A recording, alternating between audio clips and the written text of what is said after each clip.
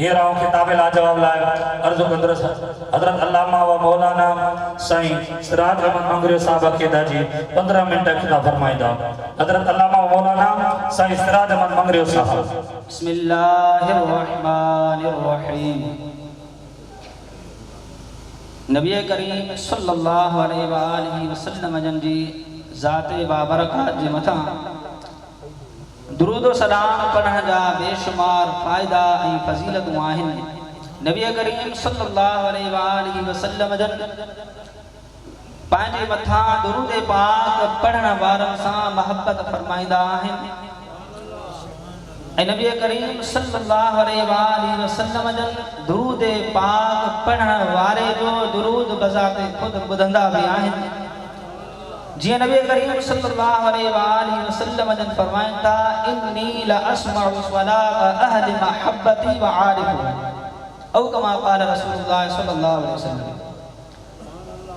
असां ऐं तव्हां सभिनी जे ताजदार आका सल्लल्लाहु अलैहि वसल्लम जन इरशाद फरमायो जेके मूंसां महबत कंदा आहिनि ऐं उन प्यार भरे अंदाज़ में मुंहिंजे मथां दुरूद पाक पढ़ंदा आहिनि पाण फरमाइनि था मां उन्हनि जो दुरूद ॿुधंदो बि आहियां ऐं उन दुरूद पढ़ण वारे खे सुञाणींदो। हिकु उम्मतीअ जे लाइ केॾी वॾी ख़ुशनसीबीअ जी ॻाल्हि आहे जो उन जो दुरूद सरकार दो आलम सल्लल्लाहु अलैहि वसल्लम जन बज़ाते ख़ुद ॿुधनि ऐं पंहिंजे उम्मती खे सुञाणनि। सुभान अल्लाह। अल्लाह पाक असांखे बि नबी करीम सल्लल्लाहु अलैहि वसल्लम ते कसरत सां दुरूद पाक पढ़ण जी तौफ़ीक़ अता फरमाए। आमीन। अल्लाह तबारक व तआला कुरान पाक में इरशाद फरमायो व इन तउद्दू निअमतल्लाहि ला तुहसूहा।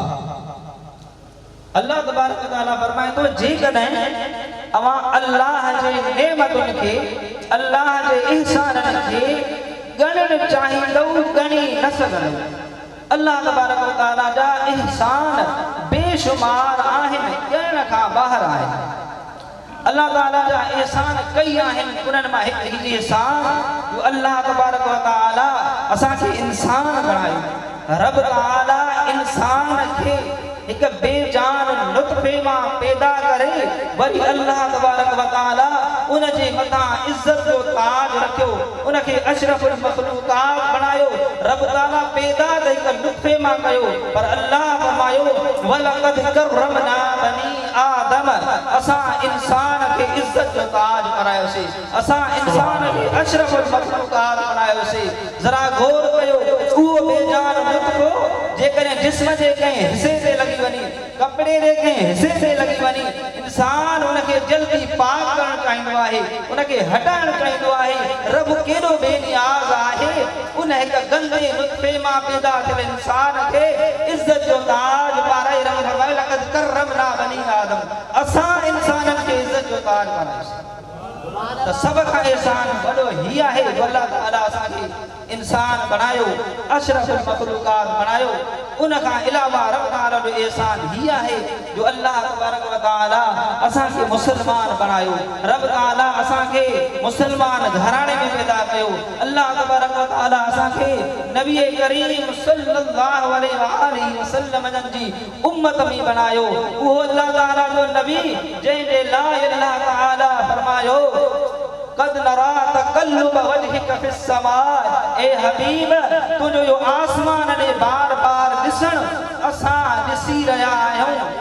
वाक़ई हीअं आहे जो हुज़ूर अलैहिस्सलाम जॾहिं मके खां मदीने ॾांहुं हिजरत करे आया त अल्लाह तबारक व तआला जे हुक्म मुताबिक़ बैतुल मुक़द्दस ॾांहुं रुख़ करे नमाज़ पढ़ंदा हुआ। लेकिन हुज़ूर अलैहिस्सलाम जी हीअ क़ल्बी तमन्ना हुई कि असांजो क़िबलो काबतुल्लाह खे बणायो वञे। हुज़ूर अलैहिस्सलाम ये चाहींदा हुआ हिकु भेरे ज़ोहर जी नमाज़ पढ़ी रहिया हुआ नबी करीम सल्लल्लाहु अलैहि वसल्लम जन हिन उम्मीद ते कि क़िबलो मटियो वेंदो बार-बार आसमान ॾांहुं निगाह खणी रहिया हुआ। अल्लाह तबारक व तआला खे पंहिंजे हबीब जी अदा पसंदि अची वई ऐं अल्लाह ताला हुनखे क़ुरान पाक में ज़िक्र कयो कद नरा तक़ल्लुब वजहिक फिस्समा, ए हबीब तव्हां जो बार-बार जेको आसमाननि खे ॾिसी रहिया आहियो, असां इनखे ॾिसी रहिया आहियूं। फलनुवल्लियन्नक क़िबलतन तरदाहा, ए हबीब असां हाणे तव्हांखे उन क़िबले ॾांहुं फेरियूं था जेका तव्हांजी रिज़ा आहे। रब ताला ही न फरमायो कि उन क़िबले ॾांहुं मुंहुं करे नमाज़ पढ़ो जंहिंमें मुंहिंजी रिज़ा आहे, बल्कि अल्लाह ही फरमायो ए हबीब उन क़िबले ॾांहुं असां तव्हांखे फेरींदासीं जंहिंमें तव्हांजी रिज़ा आहे। के जगह ते अल्लाह ताला फरमायो वला सौफ युतीका रब्बुका फतरदा, ए हबीब असां तव्हांखे एतिरो नवाज़ींदासीं जो अवां राज़ी थींदव। नबी करीम सल्लल्लाहु अलैहि वसल्लम जन नाज़ वारे अंदाज़ में अल्लाह पाक जी बारगाह में अर्ज़ कयो कि मौला जे कॾहिं तूं मूंखे राज़ी करण ई चाहीं थो त मुंहिंजो अर्ज़ ही आहे इज़ल्ला अर्दा व वाहिदुन मिन उम्मती फिन्नार, मौला पोइ त मां तेसीं ताईं राज़ी कोन थींदो मां जो मुंहिंजो हिकिड़ो बि उम्मती जहन्नम में वञे। अल्लाह ताला पंहिंजे हबीब खे राज़ी करणु चाहे थो ऐं हुज़ूर अलैहिस्सलातु वस्सलाम जन चाहिनि था त मुंहिंजा तमामु उम्मती बख़्शिया वञे। कंहिं चवण वारे चयो आहे खुदा की रिज़ा चाहते हैं दो आलम और खुदा चाहता है रिज़ाए मुहम्मद। अल्लाह तबारक व तआला असांखे उहो नबी ॾिनो जंहिंजा कसम रब ताला बार-बार क़ुरान पाक में खया।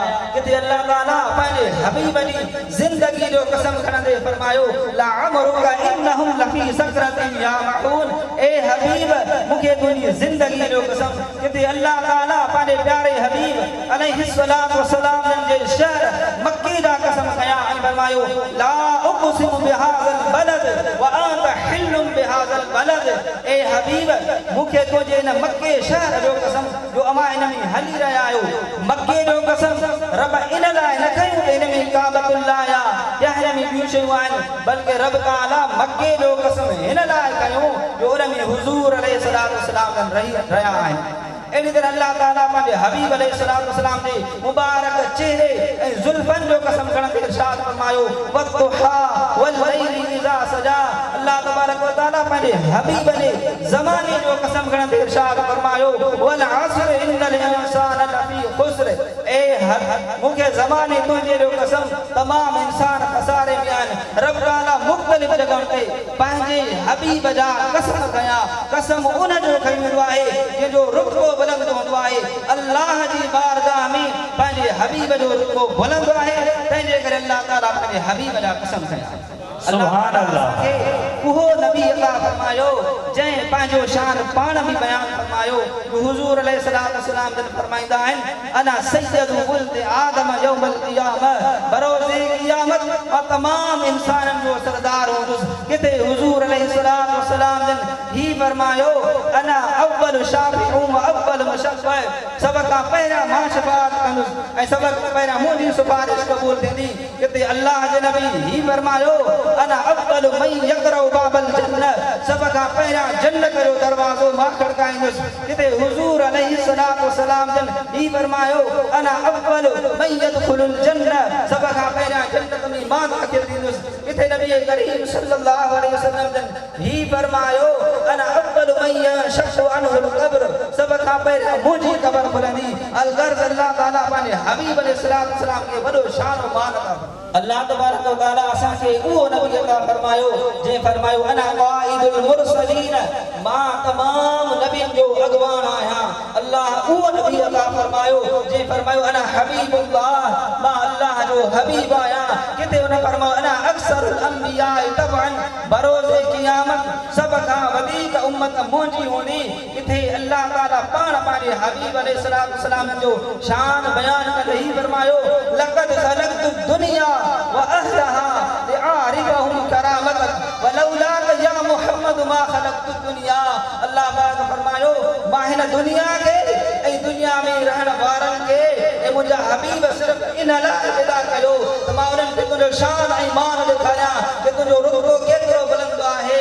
वलौलाक या मुहम्मद मा ख़लक़तु दुनिया, अल्लाह फरमायो ए हबीब जे तोखे पैदा न कया हां त मां हिन दुनिया खे पैदा न कया हां। किथे अल्लाह ताला फरमायो लौलाक लम्मा ख़लक़तुल अफ़लाक, ए हबीब अगर तोखे पैदा न कया हां त मां इन आसमाननि खे पैदा न कयो कि अल्लाह ताला फरमायो लौला कमा खलक़तु जिन्ना वला मलका वला अर्दन वला समा कि अल्लाह फरमायो ए हबीब ये तोखे पैदा न कया त मां न जिन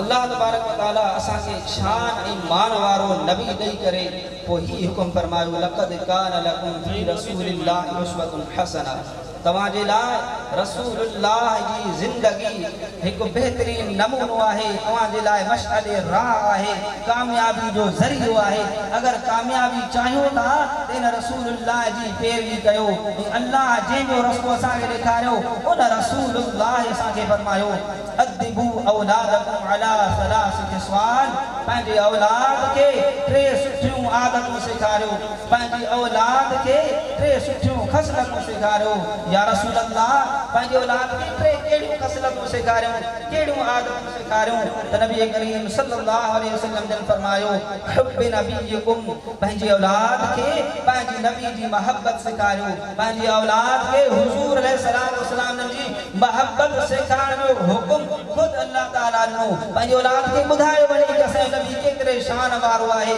केॾो हुन जो मान बुलंद आहे केॾे बुलंद शान वारो आहे टे नंबर पे हुजूर अलैहिस्सलाम फरमायो व हुब्ब अहल बैतिही पंहिंजी औलाद के अहल बैत जी मोहब्बत सेखारियो पंहिंजी औलाद के ही ॿुधायो त ही मुंहिंजा बच्चा आहिनि हिननि जो केॾो शान बुलंद आहे ऐं हुजूर अलैहिस्सलाम टी शइ फरमाई व क़िराअतुल क़ुरआन पंहिंजी औलाद के क़ुरआन पढ़ण सेखारियो सुभान अल्लाह असा के खपे त पंहिंजी औलाद के क़ुरान जी तालीम ॾियूं पाण भी क़ुरान पाक पढ़ूं पंहिंजी औलाद के भी क़ुरान पाक पढ़ायूं अल्हम्दुलिल्लाह अॼु हीअ जेका अज़ीज़ शान महफ़िल रखी हुई आहे ही भी क़ुरान पाक पढ़ी करे हिफ्ज़ करण वारनि जी हौसला अफ़ज़ाई लाइ रखी वई आहे दुनिया वारा ॾिसनि कि अॼु ही फलाणे जो पुटु आहे जंहिं क़ुरान पाक के मुकम्मल यादि कयो आहे अॼु उनखे दस्तारे फज़ीलत कई वेंदी ऐं हू भी हसरत कनि कि काश मुंहिंजी औलाद भी क़ुरान पढ़े अॼु उन्हनि खे दस्तारे फज़ीलत ॾियां